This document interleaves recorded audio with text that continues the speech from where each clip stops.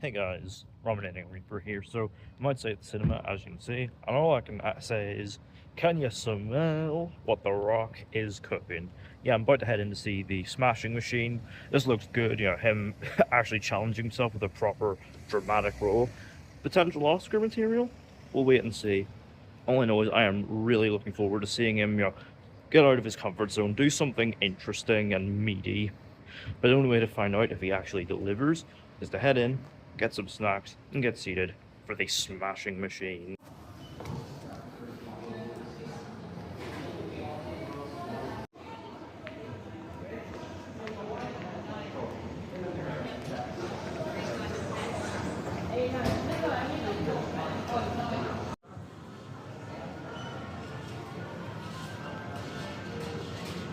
So I've got my popcorn here and a Sprite, ready to watch The Rock challenge himself in a proper dramatic acting role.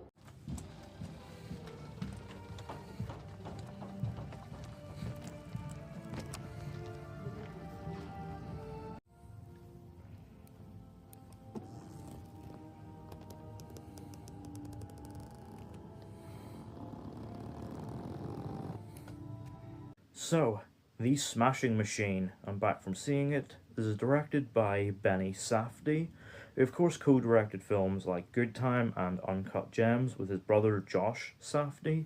Obviously he's worked away from Josh before. He co-created the series The Curse with Nathan Fielder, but this is his first proper solo outing as a director. Josh's solo outing, Marty Supreme, releases at Christmas, so I was looking forward to seeing how the brothers would fare in their solo ventures. But what excited me most, and what all the hype was built around, was the chance to see Dwayne Johnson, take on a challenging, dramatic role.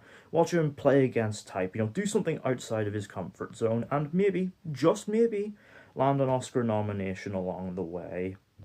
But is the hierarchy of power in Dwayne's acting career really about to change? Let's find out. So the film tells the true story of Mark Kerr, a professional wrestler who rose to prominence during the early days of the UFC, before it became the global phenomenon that we know today. The film follows the highs and lows of Mark's turbulent career, including opioid addiction and his road to recovery, as he prepares for a life-changing prize fight at the Pride tournament in Japan, all with his girlfriend Dawn by his side. Obviously, this isn't the usual kind of crowd-pleasing four-quadrant tentpole we'd expect from The Rock. This premiered in competition at the Venice Film Festival, won the Silver Lion. That's a pretty big deal. He's not ditching the blockbusters altogether. He's still got live-action Moana, Jumanji, and his return to the Fast and Furious franchise still coming up. But it's nice that he can stop and do smaller roles like this every once in a while. And, it's not for nothing, because the film is really, really good. First up, can we talk about Dwayne's performance here? Because, oh my god, he is so fucking good. This is such a transformative role for him. Obviously, it's physically transformative. He's under prosthetics and has a hairpiece to look more like the real Mark Kerr. But even when he shaves his head towards the end of the film, he doesn't just look like himself. I'm not just seeing The Rock. I'm actually seeing him playing a character, and he absolutely crushes it. He really sells that emotional range.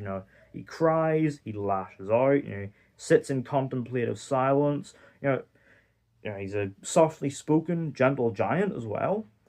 But in a testament to how committed he is to shedding his usual persona for this role, he actually loses fights. Yet, he is committed, and this is potential career best stuff from him. And I can only hope the work he has put in will be recognized with at least a nomination at the forthcoming Oscars. And to be fair, the story around him is very, very interesting as well. I'm not someone who knows a lot about the UFC, so I'm coming into this from a bit of an outsider perspective, but that's what cinema does. It shows you experiences that you wouldn't usually have, And yeah, I find a lot of stuff to be really interesting, the sort of history of it and the legalities. And of course, the fights, they are incredibly exciting. They hit hard and pack a punch. It is great. But of course, this being a Safdie joint, it's not just a conventional sports biopic. It's presented in a very interesting, kind of artsy way, and that it's presented kind of like a fly on the wall documentary, but it brings that into the structure of a narrative feature, and it's that I think allows it to be so compelling. It allows it to feel real and lived in because we're just spending time with the characters and their experiences. All the highs and the lows. Very much taking us on that journey and making it feel real and grounded. Obviously, it's enhanced by beautiful cinematography. Obviously this is shot on like different film stocks, including 16mm, and I believe sequences of this were filmed in 70mm IMAX. And yeah, it obviously looks great. The sort of grainy look really enhances the sort of period setting of it, and it just looks beautiful. It's backed up by a really fun jazz synth score and some well placed licensed song choices to enhance the setting.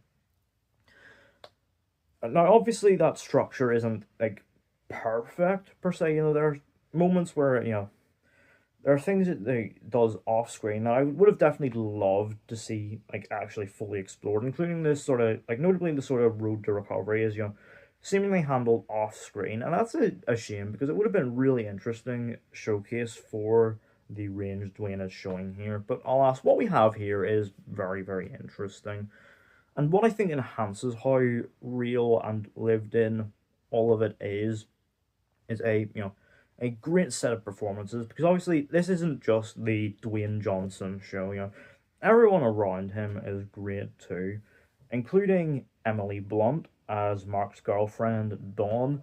Yeah, she is fantastic here. Obviously she's there sort of as a pillar of support for Mark, but also she's a deeply troubled individual as well, and she really really sells the weight of that arc.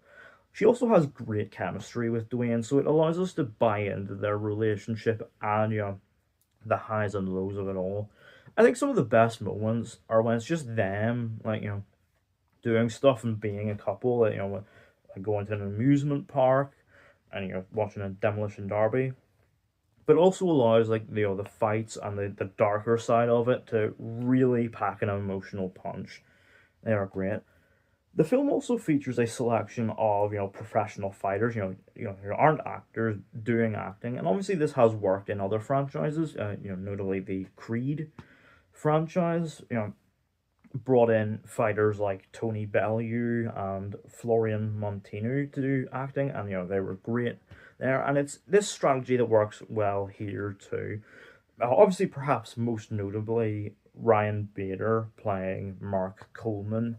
Yeah, he is great. A really, really likable screen presence.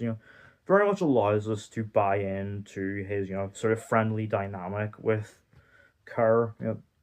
And again, he has great chemistry with Dwayne, so it very much allows us to buy into their friendship and their little moments of banter and and their little moments of support for each other. All quite heartfelt and sincere stuff. It is great. Now, again, perhaps the character stuff isn't, again, not quite perfect. There are moments where characters like Dawn are, perhaps left to the sidelines and disappear for stretches, but, all the actors are really giving it all their role. They're really, really selling it, and allows those compelling arcs to really leave an impact. It is great. But to its credit, by the end, it utilizes its very unique structure and actually sidesteps the usual tropes and cliches you'd expect from a sports movie. Obviously, yes, it's a real life story, so it very much has to stay to the facts, but it does it in a way that doesn't just feel like the usual tropes you'd expect from like a Rocky movie. Obviously some of those staples are in there, like there's some really exciting training scenes, but it does something unique and interesting with them. It doesn't just feel like a cliche sports biopic. It takes big swings in a way that feels grounded and real, and very much in touch with the hard-hitting emotion at the core of the film, and of course delivers some very, very exciting fights. And in the credits there are actually photos of the real people, so if you enjoyed the story, I definitely say to stay through the credits, to see some of real life.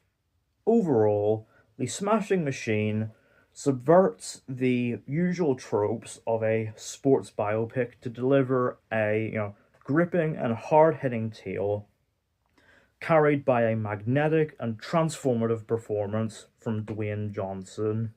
Out of 10, the Smashing Machine gets an 8. So, let me know down in the comments, have you seen The Smashing Machine? What did you think of it? What did you think of Dwayne's performance? Do you think he'll, land an Oscar nomination? And are you a UFC fan? Are you not? I'd definitely like to hear, both perspectives. Let me know all that down in the comments. Don't forget to hit the thumbs up button if you enjoyed. Don't forget to hit the subscribe button if you're new. And don't forget to turn on post notifications so you don't miss an upload.